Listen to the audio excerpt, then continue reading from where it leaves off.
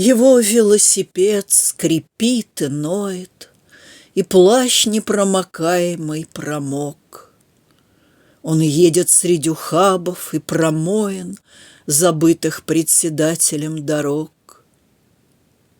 На поле бабы горькие в наклонку, и дождь наклонный и косой идет. В его мешке 4 похоронки, в его мешке 11 сирот.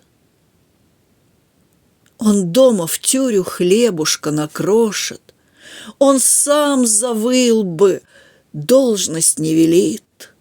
Антоша, горевестник письмоноша, 1 на 3 деревни, инвалид.